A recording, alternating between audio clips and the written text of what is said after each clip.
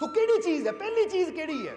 अगर सानू जीवन च सुख चाहिए है, अगर सानू जीवन च आनंद चाहिए है, अगर सानू जीवन च खुशी चाहिए है, तो पहली चीज़ है कि फिर ही साडे जीवन च खुशी आ सकती है, फिर ही साडा जीवन खुशियां नाल भर सकता है, फिर ही साडे जीवन च सानू सफलता मिल सकती है। वो पहली चीज़ है सुमन। सुमन, सुमन का मतलब होता है शांत मन। समझते हो कि नहीं? क्योंकि नींद भी बंदे नूं कदों आती जो मन शांत हुंदा है। चैन बंदे नूं कदों आंदा जो मन शांत हुंदा है।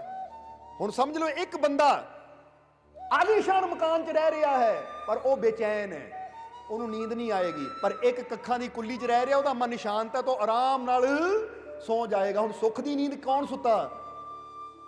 उत्थे सुख दी नींद सौण वास्ते ये मायने नहीं रखांदा कोठी किड्डी वड्डी है। सुख दी नींद सौण वास्ते ये मायने नहीं रखांदा कि बैड कितना कीमती है, गद्दे किन्ने कीमती है। सुख दी नींद सौण वास्ते मायने ये रखांदा कि साडा मन शांत है या नहीं। समझदे हो कि नहीं? कहंदे ना एक बार एक बादशाह, सर्दियां दे दिन सी, सर्दियां दे दिन सी, सवेरे सवेरे जो थोड़ी धुप निकली तो सैर वास्ते निकलिया तो एक फकीर नूं देखिया, एक पेड़ के थल्ले बैठा है। जो पेड़ के थल्ले बैठे फकीर नूं बादशाह ने देखिया तो मजाक च पुछया कि ऐ फकीर रात किदां दी गुजरी? क्योंकि बादशाह ने की पुछया, ऐ फकीर तेरी रात किदां दी गुजरी? क्योंकि पेड़ थल्ले बैठा सी फकीर, सोचा कि इन्नी सर्दी में किदां दी रात गुजारी होएगी ना, किन्नी ठंड लगी होएगी, किन्नी परेशानी होएगी। इसलिए राजे ने पूछा, ऐ फकीर रात किदां दी गुजरी? तो फकीर ने हस के कहा, ऐ राजा अद्धी क रात तेरे वर्गी गुजरी, अद्धी क तेरे तो वधिया गुजरी। अद्धी क रात तेरे वर्गी गुजरी, अद्धी क तेरे तो बहुत वधिया गुजरी। राजे ने तो मजाक च पूछा सी, पर तुरिया तुरिया जांदा रुक गया राजा कि यह किदां दा जवाब कि अद्धी क मेरे वर्गी गुजरी, यानी तेरे वर्गी, राजे वर्गी, और अद्धी क तेरे तो बहुत वधिया गुजरी। राजा कहता मैं समझिया नहीं है फकीर कि तू कह रहा कि अद्धी क रात मेरे वर्गी गुजरी और अद्धी क मेरे तो ज्यादा अच्छी गुजरी, ये किद्दां हो सकता है? तू सुता है, तू बैठा इस पेड़ दे थल्ले, तू सुता इस पेड़ दे थल्ले और मैं सुता अपनी आलीशान महल दे विच, मखमली गद्दियां ते, फुल्लां दियां सेजां ते। हुण तू कहंदा अद्धी क मेरे वर्गी गुजरी, अद्धी क मेरे तो बहुत चंगी गुजरी, मेरी रात तो बहुत वधिया सी कि मैं महलां विच सी, और तू जमीन ते मेरे वर्गी भी है नहीं सी तेरी रात, तो तू कहंदा मेरे तो भी चंगी अद्धी। तो उसले फकीर मुस्कुराए, कहंदे राजा आजा दसा मैं क्यों कहा कि अद्धी क तेरे वर्गी, अद्धी तेरे तो बहुत चंगी गुजरी। कि ऐ राजा जदों रात नूं तू सुता सी बिस्तर ते, मैं भी सुता सी जमीन ते, तू भी नींद पूरी कीती, मैं भी नींद पूरी कीती, और जदों तू भी नींद सी मैं भी नींद च सी, तां नींद च इंसान नूं पता नहीं लगता कि वह महलां च है, मखमली गद्दियां ते है या जमीन ते है। हुण जरा जवाब देना सानू। सौण लगे तुहानू पता हुंदा मैं अपने कमरे च हां, सौण लगे तुहानू पता हुंदा है कि मैं बिस्तर ते हां, पर जदों नींद आ जाती है तो की तुहानू याद रहिंदा है कि मैं किहड़े कमरे च हां, मैं किहड़े बिस्तर ते हां, मैं किहड़े देश विच हां, मैं किहड़े एरिए च हां? सब कुछ भुल जाता है। उसले बंदे नूं इह नहीं याद रहिंदा कि मैं इसलिए कित्थे हां, क्योंकि नींद विच तां इंसान बस नींद च ही हुंदा है। फिर चाहे जमीन ते होवे, तां ही तां कई बार हुंदा ना कि गुड़ी नींद च बंदा होवे तो उन्होंने चक के थल्ले भी पा दे, उन्होंने पता ही नहीं लगता। और जदों नींद गुड़ी हुंदी है तो फिर यह भी नहीं हुंदा कि बिस्तर जरूरी है। फिर तो कई बार देखा है कि बंदा सीट के उत्ते बैठा बैठा ही सौ जाता है। हुंदा कि नहीं तुहाडे नाल? तुसीं ट्रेन च जा रहे हो या बस च जा रहे हो, नींद होवे तो बंदा बैठा बैठा इन्ना सौ जाता, उन्होंने पता ही नहीं मैं सीट ते बैठा है। और इत्थे तक भी देखण जाया कि कई तो ड्राइवर ही गड्डी चलाते चलाते सौ जाते हैं, तो फिर अख कदों खुलती है? जदों टक्कर हो जाती है, पता ही नहीं लगा सानू अख किहड़े वेले लग गई। सो नींद ऐसी चीज़ है जिहदे बंदे नूं कोई खबर रहिंदी नहीं कि मैं ड्राइविंग कर रहा हाँ, मैं सीट ते बैठा हाँ, मैं बिस्तर ते बैठा हाँ या मैं जमीन ते लेटा हाँ। क्योंकि जदों गुड़ी नींद हुंदी है ना तो उसले चाहे बंदा सीट ते होवे, चाहे बिस्तर ते होवे, चाहे जमीन ते होवे, अवस्था तिन्नां दी इक्को ही हुंदी है कि इसले जगह मायने नहीं है, इसले मायने रखांदा है गुड़ी नींद।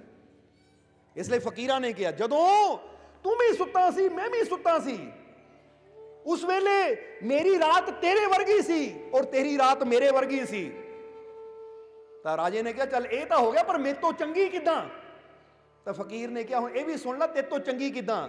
ਐ ਰਾਜਾ, ਜਦੋਂ ਤੂੰ ਵੀ ਸੁੱਤਾ ਸੀ ਮੈਂ ਵੀ ਸੁੱਤਾ ਸੀ, ਉਸਲੇ ਮੇਰੀ ਰਾਤ ਤੇਰੇ ਵਰਗੀ ਸੀ, ਫਿਰ ਅੱਧੀ ਰਾਤ ਨੂੰ ਉੱਠ ਕੇ ਅੰਮ੍ਰਿਤ ਵੇਲੇ ਉੱਠ ਕੇ ਮੈਂ ਆਪਣੇ ਰੱਬ ਨੂੰ ਯਾਦ ਕੀਤਾ, ਉਹਦੀ ਬੰਦਗੀ 'ਚ ਬਹਿ ਗਿਆ, ਤੂੰ ਸੁੱਤਾ ਰਹਿ ਗਿਆ, ਇਸ ਲਈ ਉਹ ਅੱਧੀ ਰਾਤ ਤੇਰੇ ਤੋਂ ਚੰਗੀ ਸੀ। ਜਰਾ ਹੁਣ ਸਮਝਣਾ, ਜਦੋਂ ਸਾਰੀ ਦੁਨੀਆ ਸੌਂਦੀ ਹੈ ਔਰ ਇੱਕ ਇਨਸਾਨ ਉੱਠ ਕੇ ਜਾਗ ਕੇ ਰੱਬ ਦੀ ਬੰਦਗੀ ਕਰਦਾ ਹੈ, ਫਿਰ ਅਸੀਂ ਕੀ ਕਹਿ ਸਕਦੇ ਹਾਂ ਕਿ ਇਹ ਇੱਕ ਬੰਦੇ ਦੀ ਰਾਤ ਬਾਕੀਆਂ ਨਾਲੋਂ ਚੰਗੀ ਸੀ, ਕਿਉਂਕਿ ਇਹ ਉੱਠ ਕੇ ਆਪਣੇ ਮਾਲਿਕ ਦੀ ਬੰਦਗੀ ਨਾਲ ਜੁੜਿਆ, ਆਪਣੇ ਮਾਲਿਕ ਦੀ ਯਾਦ ਨਾਲ ਜੁੜਿਆ, ਆਪਣੇ ਪ੍ਰਭੂ ਦੇ ਸਿਮਰਨ ਨਾਲ ਜੁੜਿਆ। ਹੁਣ ਜਦੋਂ ਇਨਸਾਨ ਪ੍ਰਭੂ ਦੇ ਸਿਮਰਨ ਨਾਲ ਜੁੜਦਾ ਹੈ, ਜਿੱਦਾਂ ਗੁਰੂਆਂ ਨੇ ਇਸ਼ਾਰਾ ਕੀਤਾ, ਅੰਮ੍ਰਿਤ ਵੇਲਾ ਸੱਚ ਨਾਉ ਵਡਿਆਈ ਵਿਚਾਰ, ਕਿ ਅੰਮ੍ਰਿਤ ਵੇਲੇ ਉੱਠ ਕੇ ਜਦੋਂ ਅਸੀਂ ਆਪਣੇ ਪ੍ਰਭੂ ਦਾ ਸਿਮਰਨ ਕਰਦੇ ਹਾਂ, ਉਹਦਾ ਨਾਮ ਜਪਦੇ ਹਾਂ, ਉਹਦੀ ਬੰਦਗੀ ਕਰਦੇ ਹਾਂ, ਤਾਂ ਫਿਰ ਅਸੀਂ ਕਹਿ ਸਕਦੇ ਹਾਂ ਕਿ ਆਹ ਪਲ, ਆਹ ਘੜੀ ਸਾਡੀ ਜ਼ਿੰਦਗੀ ਦੇ ਸਭ ਤੋਂ ਕੀਮਤੀ ਪਲ ਹੈ, ਇਹ ਘੜੀ ਸਾਡੀ ਜ਼ਿੰਦਗੀ ਦੀ ਸਭ ਤੋਂ ਕੀਮਤੀ ਘੜੀ ਹੈ। ਇਸ ਲਈ ਹੁਣ ਤੁਸੀਂ ਵੀ ਦੇਖਣਾ ਹੈ ਕਿ ਤੁਹਾਡੀ ਰਾਤ ਕਿੱਦਾਂ ਗੁਜ਼ਰਦੀ ਹੈ। ਤੁਹਾਡੀ ਰਾਤ ਵੀ ਐਸੀ ਹੋਣੀ ਚਾਹੀਦੀ ਹੈ ਕਿ ਜਦ ਕੋਈ ਤੁਹਾਨੂੰ ਪੁੱਛੇ ਕਿ ਭਾਈ ਕਿੱਦਾਂ ਗੁਜ਼ਰੀ ਤੇਰੀ ਰਾਤ, ਤਾਂ ਤੁਸੀਂ ਵੀ ਕਹਿ ਸਕੋ ਅੱਧੀ ਕੁ ਤੇਰੇ ਵਰਗੀ, ਤਾਂ ਅੱਧੀ ਕੁ ਤੇਰੇ ਨਾਲੋਂ ਚੰਗੀ ਗੁਜ਼ਰੀ। ਬੋਲੋ ਸਮਝਦੇ ਹੋ ਕਿ ਨਹੀਂ? ਇੱਥੇ ਕੋਈ ਹੈ ਜੀਵ ਜਿਹੜਾ ਕਹਿ ਸਕੇ ਕਿ ਹਾਂ ਮੇਰੀ ਅੱਧੀ ਕੁ ਰਾਤ ਚੰਗੀ ਗੁਜ਼ਰੀ, ਯਾਨੀ ਮੈਂ ਤੜਕੇ ਸਿਮਰਨ ਕੀਤਾ ਸੀ, ਮੈਂ ਤੜਕੇ ਬੰਦਗੀ ਕੀਤੀ ਸੀ, ਮੈਂ ਸਵੇਰੇ ਉੱਠ ਕੇ ਧਿਆਨ ਕੀਤਾ ਸੀ? ਜਿਹੜਾ ਕਹਿ ਸਕਦਾ ਹੈ ਤਾਂ ਅਸੀਂ ਕਹਾਂਗੇ ਵਾਕਈ ਫਿਰ ਉਹਨਾਂ ਦੀ ਰਾਤ ਬਾਕੀ ਦੁਨੀਆ ਨਾਲੋਂ ਅੱਧੀ ਕੁ ਤਾਂ ਉਦਾਂ ਦੀ ਗੁਜ਼ਰੀ, ਤਾਂ ਅੱਧੀ ਕੁ ਰਾਤ ਉਹਨਾਂ ਦੀ ਬਾਕੀਆਂ ਨਾਲੋਂ ਚੰਗੀ ਗੁਜ਼ਰੀ। ਇਸ ਲਈ ਇਹੀ ਕੋਸ਼ਿਸ਼ ਕਰਨੀ ਹੈ ਕਿ ਰਾਤ ਤਾਂ ਹਰ ਰੋਜ਼ ਆਉਂਦੀ ਹੈ, ਪਰ ਅਸੀਂ ਇਹ ਕੋਸ਼ਿਸ਼ ਕਰਨੀ ਹੈ ਕਿ ਹਰ ਰੋਜ਼ ਆਉਣ ਵਾਲੀ ਰਾਤ ਨੂੰ ਅਸੀਂ ਚੰਗੀ ਬਣਾਈਏ। ਔਰ ਉਹ ਚੰਗੀ ਉਦੋਂ ਹੀ ਬਣੇਗੀ ਜਦੋਂ ਆਪਣੇ ਮਾਲਿਕ ਦੇ ਨਾਮ ਨਾਲ ਜੁੜਾਂਗੇ, ਆਪਣੇ ਮਾਲਿਕ ਦੇ ਸਿਮਰਨ ਨਾਲ ਜੁੜਾਂਗੇ, ਆਪਣੇ ਮਾਲਿਕ ਦੇ ਸ਼ਬਦ ਨਾਲ ਜੁੜਾਂਗੇ। ਇਸ ਲਈ ਇਹ ਤੁਹਾਡੇ ਹੱਥ 'ਚ ਹੈ ਕਿ ਤੁਸੀਂ ਆਪਣੇ ਦਿਨ ਨੂੰ ਚੰਗਾ ਕਿੱਦਾਂ ਬਣਾਉਣਾ ਹੈ, ਆਪਣੀ ਰਾਤ ਨੂੰ ਚੰਗੀ ਕਿੱਦਾਂ ਬਣਾਉਣੀ ਹੈ। ਕਿਉਂਕਿ ਚੰਗੀ ਰਾਤ ਜਾਂ ਚੰਗਾ ਦਿਨ ਉਦੋਂ ਬਣ ਜਾਂਦਾ ਹੈ, ਜਿੱਦਾਂ ਦੱਸਿਆ ਰਾਤ ਨੂੰ ਆਰਾਮ ਵੀ ਕਰਨਾ ਹੈ। ਇਹ ਵੀ ਨਹੀਂ ਗੁਰੂ ਰਹਿਬਰ ਕਹਿੰਦੇ, ਜਾਂ ਅਸੀਂ ਤੁਹਾਨੂੰ ਇਹ ਵੀ ਨਹੀਂ ਕਹਿੰਦੇ ਕਿ ਸਾਰੀ ਰਾਤ ਬੈਠੇ ਰਹੋ, ਸੌਵੋ ਵੀ, ਪਰ ਅੰਮ੍ਰਿਤ ਵੇਲੇ ਉੱਠ ਕੇ ਸਿਮਰਨ ਵੀ ਕਰਨਾ ਹੈ। ਬੋਲੋ ਸਮਝਦੇ ਹੋ ਕਿ ਨਹੀਂ? ਹੁਣ ਕਈ ਵਾਰ ਇਨਸਾਨ ਸੋਚਦਾ ਅੰਮ੍ਰਿਤ ਵੇਲਾ ਕਿਹੜਾ ਹੈ, ਤਾਂ ਥੋੜਾ ਦੱਸ ਦਈਏ ਕਿ ਸੂਰਜ ਨਿਕਲਣ ਤੋਂ, ਜਦੋਂ ਸੂਰਜ ਨਿਕਲਣ ਦਾ ਟਾਈਮ ਹੁੰਦਾ ਨਾ, ਚੈੱਕ ਕਰੋ ਕਿ ਸੂਰਜ ਨਿਕਲਣ ਦਾ ਟਾਈਮ ਕੀ ਹੈ। ਔਰ ਅੱਜ ਕੱਲ ਤਾਂ ਬੜਾ ਸੌਖਾ ਹੈ ਕਿ ਬੰਦਾ ਸਰਚ ਕਰ ਲੈਂਦਾ ਹੈ ਕਿ ਸਨਰਾਈਜ਼ ਦਾ ਟਾਈਮ ਕੀ ਹੈ, ਸੂਰਜ ਨਿਕਲਣ ਦਾ ਟਾਈਮ ਕੀ ਹੈ। ਫਿਰ ਉਸ ਤੋਂ 96 ਮਿੰਟ ਪਿੱਛੇ ਨੂੰ ਆਪਣੀ ਘੜੀ ਲੈ ਜਾਓ, ਯਾਨੀ ਤੁਸੀਂ ਅੱਜ ਚੈੱਕ ਕਰੋ ਕੱਲ ਸੂਰਜ ਨਿਕਲਣ ਦਾ ਟਾਈਮ ਕੀ ਹੈ, ਫਿਰ 96 ਮਿੰਟ 96 ਮਿੰਟ ਪਿੱਛੇ ਚਲੇ ਜਾਓ, ਤਾਂ ਸਮਝ ਲਓ ਉਹ ਤੋਂ ਲੈ ਕੇ ਅੰਮ੍ਰਿਤ ਵੇਲੇ ਦੀ ਸ਼ੁਰੂਆਤ ਹੈ। ਕਈ ਕੀ ਕਰਦੇ ਆ, ਰਾਤ ਨੂੰ 1 ਵਜੇ ਉੱਠ ਕੇ ਬਹਿ ਜਾਂਦੇ ਅੰਮ੍ਰਿਤ ਵੇਲਾ। ਉਹ ਅੰਮ੍ਰਿਤ ਵੇਲਾ ਨਹੀਂ ਹੈ, ਉਹ ਸੌਣ ਦਾ ਵੇਲਾ ਹੈ। 1:30 ਵਜੇ ਸੌਣ ਦਾ ਵੇਲਾ ਹੈ। ਇਸ ਲਈ ਸੂਰਜ ਨਿਕਲ ਤੋਂ ਪਹਿਲਾਂ, ਸੂਰਜ ਦੀਆਂ ਕਿਰਨਾਂ ਨਿਕਲ ਤੋਂ ਪਹਿਲਾਂ, ਉਹ ਸੂਰਜ ਦੀ ਝਲਕ ਮਿਲਣ ਤੋਂ ਪਹਿਲਾਂ ਅਸੀਂ 96 ਮਿੰਟ ਪਿੱਛੇ ਚਲੇ ਜਾਈਏ, ਤਾਂ ਅਸੀਂ ਉਹ ਟਾਈਮ ਨੂੰ ਕਹਿ ਸਕਦੇ ਹਾਂ ਇਹ ਅੰਮ੍ਰਿਤ ਵੇਲੇ ਚ ਆਉਂਦਾ ਹੈ। ਇਹ ਗੁੱਡ ਫॉर ਹੈਲਥ, ਸਾਡੀ ਸਿਹਤ ਵਾਸਤੇ ਵੀ, ਸਾਡੇ ਮਾਈਂਡ ਵਾਸਤੇ ਯਾਨੀ ਬ੍ਰੇਨ ਵਾਸਤੇ ਵੀ ਇਹ ਟਾਈਮ ਉਚਿਤ ਹੈ। ਇਸ ਲਈ ਹਾਂ ਇਹ ਹੋ ਸਕਦਾ ਕਿ 96 ਮਿੰਟ ਪਹਿਲਾਂ ਬੰਦਾ ਥੋੜੀ ਦੇਰ ਉੱਠੇ, ਇਸ਼ਨਾਨ ਕਰਨਾ ਹੈ, ਜਾਂ ਉਹਨੇ ਆਪਣਾ ਜੋ ਜ਼ਰੂਰਤ ਪੂਰੀ ਕਰਨੀ ਹੈ, ਜ਼ਰੂਰਤ ਪੂਰੀ ਕਰਕੇ ਬੰਦਾ ਬੈਠਣ ਦੀ ਕੋਸ਼ਿਸ਼ ਕਰੇ। ਸਮਝਦੇ ਹੋ ਕਿ ਨਹੀਂ?